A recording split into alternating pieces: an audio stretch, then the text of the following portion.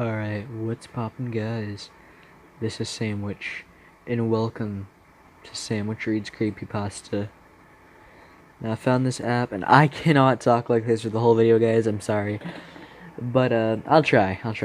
So, I found this app, I forget the name of it offhand, but it's basically a creepypasta app, and yeah, so I'm literally sitting in my room with nothing but a red light on, because have nothing better to do. It's kind of late, and anyway, so long story short, I'm gonna read a pasta, and yeah, I'm gonna read. I was gonna read the top story today, but why not read something else? Just let me find one.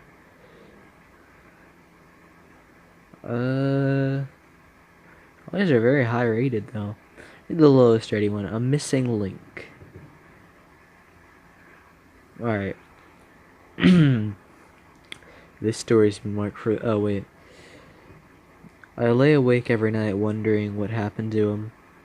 I try not to bring up the subject whenever I'm with anyone. I try to hide the fact that I'm the only person who knows about his disappearance. I pass his house every day.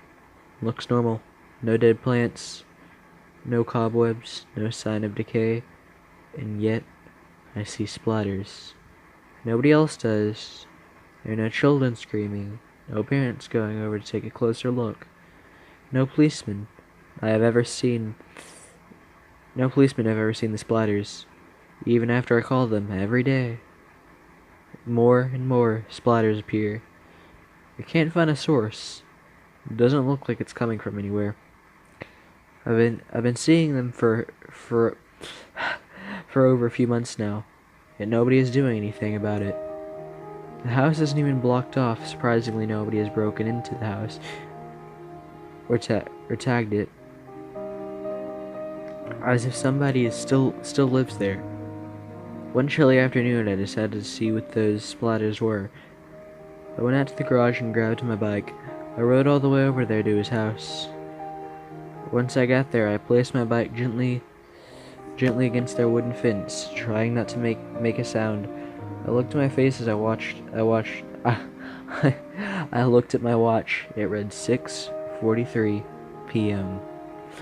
I brushed my hair out of my face as I looked at one of the walls of his house, still covered. As I walked over to the pebbles, trying to be quiet as a mouse, I reached my hand out, slowly touched the stain. I swear it moved. It felt watery. Took my finger away from the wall, and I looked at the color of it. Pure red. This isn't paint. I thought, is it blood? And I noticed one particular stain led inside of the house. My brain told me not to go inside, but I had to know what had happened to my friend, even if it is killing me. I opened the sliding door, sorry guys, wiping my right hand on my darkly colored jumper as I crept inside. I looked around, nobody was home. Looked as though nobody had been here in this house for a long time. I remember when I came to this house, I looked at the ground for some kind of trail. Sorry about my bad reading, I apologize. I failed ELA class for sure this semester, but yeah, just try to ignore it. I crept inside, I looked around, nobody was home. In this house for a long time. I remember signs of what had happened. The substance on the floor, each spot had varied in size, but they seemed to lead deeper into the house. I took my phone out from my pocket and turned on the torch. I could see it clearly. I could see the blood clearly. I followed it, turning left and right until I came across a closed door. The trail led into my room. The room, sorry, I don't know why I read my room. My gut folded in on itself as I slowly backed away. I didn't want to know what was in there. Turning around, I headed back to the sliding door, and in the front of the house, I felt a sweaty, I felt sweaty and uneasy, as if something was going to attack. I gripped onto my phone, and as I reached the door, I did something. Something grabbed my arm. I jumped, almost falling over my phone. I dropped it, cracked. I scrambled to get it. As soon as I tried not to scream. The thing holding onto my arm. I looked up to get a better look at it.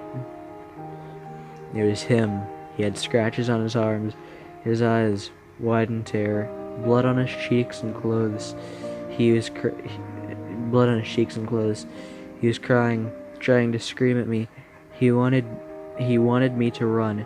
He wanted me to leave this place. He let go of my arm. As his hand felt limp, his eyes closed. He looked back as if he was being dragged away. I turned back to the door and threw it open. Running to get my bike, I was riding as fast as I could back to my house.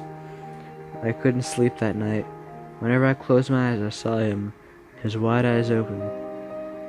It was 6 in the morning and my room was still dark. I looked around paranoid as to what was in my room. Then I saw him. He was at the foot of my bed, with the same expression, but this time he was not actually screaming. I blocked my ears and tried not to cry. I could not bear seeing my friend in pain. He grabbed into my arms again, using both of my hands, dragging his fingers down them. I couldn't help but sob. I looked at my arms. They looked exactly like his. He grabbed onto my face, and before disappearing through the darkness, into the darkness